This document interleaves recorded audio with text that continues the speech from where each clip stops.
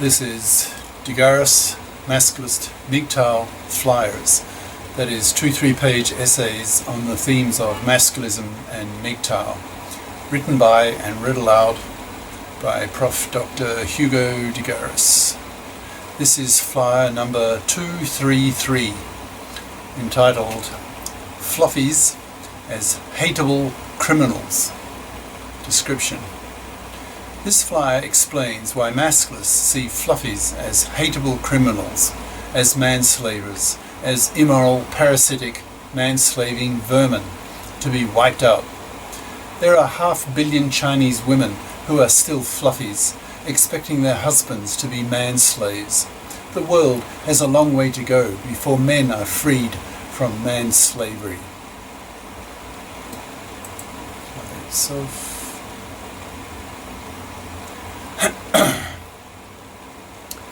Fluffies as Hateable Criminals by Prof. Dr. Hugo de Garis. Email profhugodegaris@yahoo.com. Website profhugodegaris.wordpress.com. To most people, male or female, who know nothing about masculism, describing the majority of women as hateable criminals seems exaggerated, so this flyer aims to spell out just why masculists see fluffies as hateable and as criminals. I begin with a bit of a story. Each day, as part of my daily routine, I take several books to a local Burger King and eat an ice cream. While working, usually annotating my paper library, and then move on to a nearby tea exposition building, 6 stories tall, with tea rooms for the Chinese upper middle class with appropriate ancient Chinese background music. I usually take the elevator to look at the newly opened tea rooms to see their progress. In many of these tea rooms there will be no customers, only a solitary young woman employee who avoids boredom by looking vapidly at her internet phone.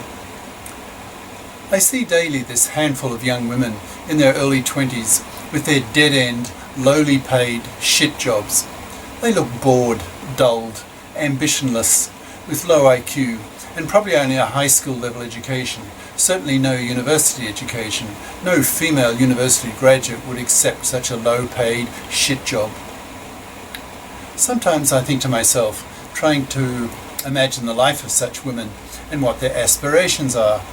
What do they hope their futures will be? These average Janes have no career ambition. They have selected themselves for the shit jobs they have and make no effort to get a better education to improve their job and career prospects. They stare out into space, bored, fingering their cell phones, counting away the hours until they can go home.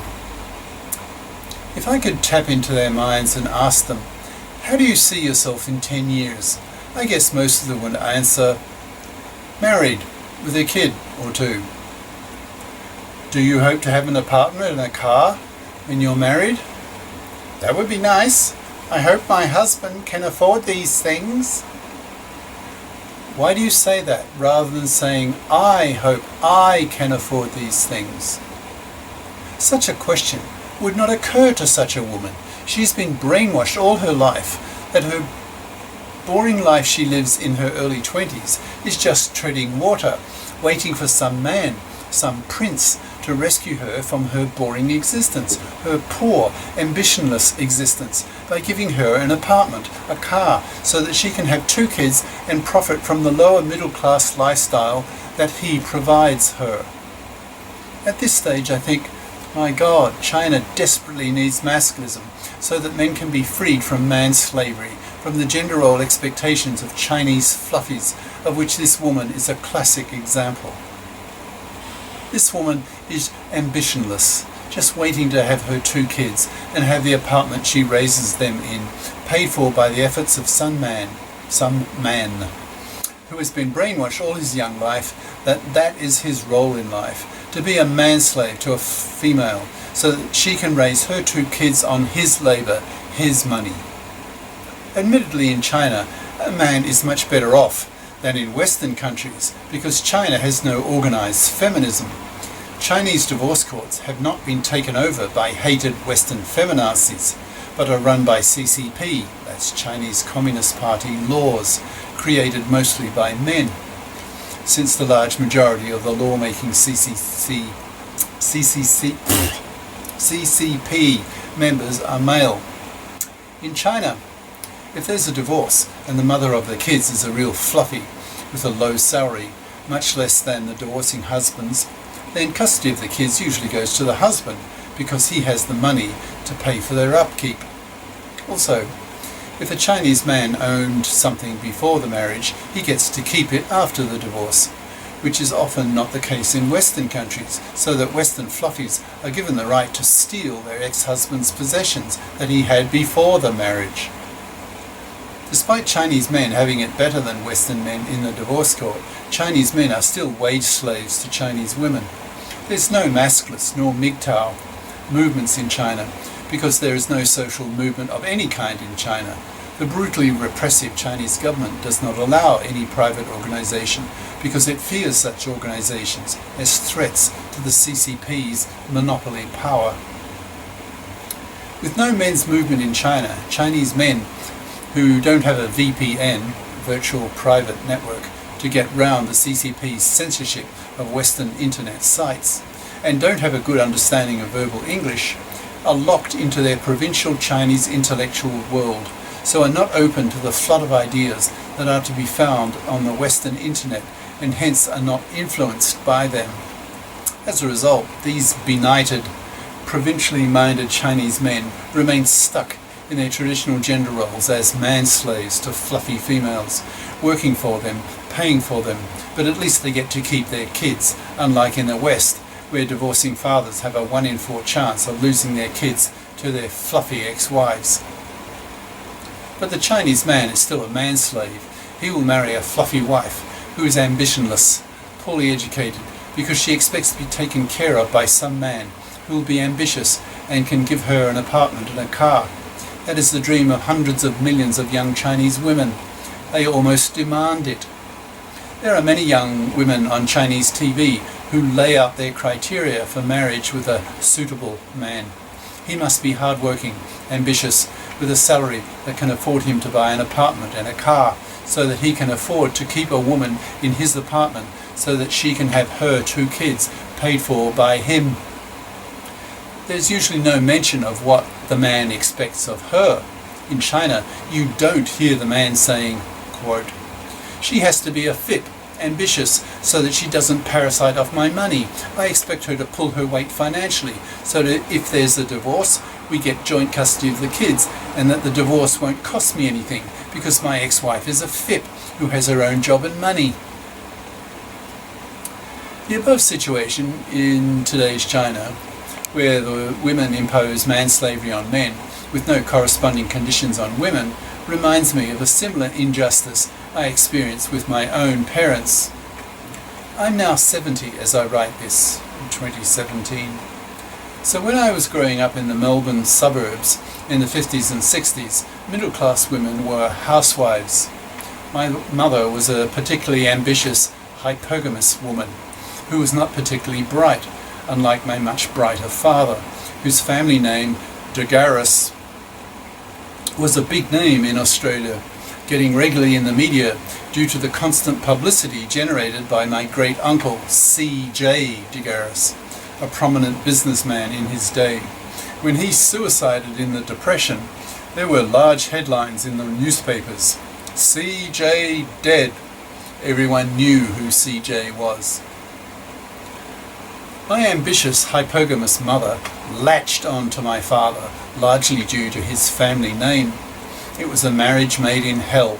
I remember being about 10 to 12 years old, listening to my mother berate my father for not being ambitious enough, not driven enough. Her vicarious ambition was not satisfied by the achievement level at the time of my father. In later years, my father, rather a late developer, a trait I inherited too, I think, did achieve a lot more, but by that stage her inferior intelligence as compared with her husband and 2 of the 3 kids she had was a source of constant frustration and pressure on her. She became a very neurotic woman and led a rather miserable life in her final decades, at great emotional cost to my father, who, when she died, rather young for a woman, at 68, felt so burned by her that he went fully MGTOW and never had another girlfriend. He preferred his peace of mind, so never risked having another relationship with a female. When I was in my 20s, I remember thinking, why didn't my mother get off her parasitic ass and achieve her own ambitions and have her own talents and limitations tested? She was a total parasite of the money and labour of a man, yet berated him for not being ambitious enough, having many verbally violent fights that I was, as a 12-year-old, overheard frequently, an experience I found very stressful and sickening. The hypocrisy of her situation and values left a bitter taste in my mouth and had a strong influence on the creation of my own gender values, in particular that women need to be fips or they get punished by not getting a man. When I see these fluffy young Chinese women in the Tea Expo building, I have the same feelings of revulsion I had as a kid nearly 60 years ago. Both my mother and these fluffy Chinese females are parasites in my view, expecting to profit from the labour and money of a man, and not bother to get off their own parasitic bums and pull their own financial weight. In my mother's case, she used to say she would have liked to have been a lawyer. Given her inferior intelligence compared to my father, it would have been a sobering experience for her to discover the hard way that her abilities may not have been as strong as she imagined. The real world can knock the stuffing out of people's grandiose pretensions. If my mother had been a careerist, she may have been a lot nicer to her husband, due to being more familiar with the hard knocks of the real commercial world. She would have been a more sobered, more reasonable, more agreeable person, instead of the insufferable bitch that she was, whom her husband, I, and my younger sister all disrespected, both for her shitty personality and her hypogamous, hypocritical stupidity. My mother was just one individual. China has hundreds of millions of women who expect to parasite off the money and labour of men, of manslaves. China needs to civilize, it needs to democratize, so that the ideas of the West can penetrate the minds of 1 billion Chinese, so that Chinese men can be liberated from manslavery. As a masculist, manslavery to me is slavery. Slavery rouses passions. Slavery is a war issue, and the masculists are at war against the fluffies and fluffy feminists, aiming to wipe them out as hated, immoral, manslaving, parasitic vermin. There's a massive task ahead in liberating Chinese men in their 500 million. Most Chinese women are still fluffies. They don't feel the moral pressure to fip up and pull their weight financially. They don't feel the fear of being rejected by men for not being fips, as is more and more the case in Western countries. Chinese women live in the West's past. Most of them still have fluffy expectations of men, expecting them to be manslaves, to work for them, to pay for them to have their 2 kids. These chink fluffy bitches need to have a hot Western masculist poker shoved up their ass, forcing them to fip up or be punished by rotting on the shelf, rejected by Chinese masculists and MGTOW influenced men the same way Western men are. Of course, this won't happen until China democratizes, so Chinese men will continue to be manslaved by Chinese fluffies for probably another decade, until China finally has multi-party elections. Cheers. Prof. Dr. Hugo de GARIS. Email profhugodegaris.wordpress.com. YouTube channels: de GARIS, Masculist, MGTOW, Flyers, and de GARIS Essays. Ciao.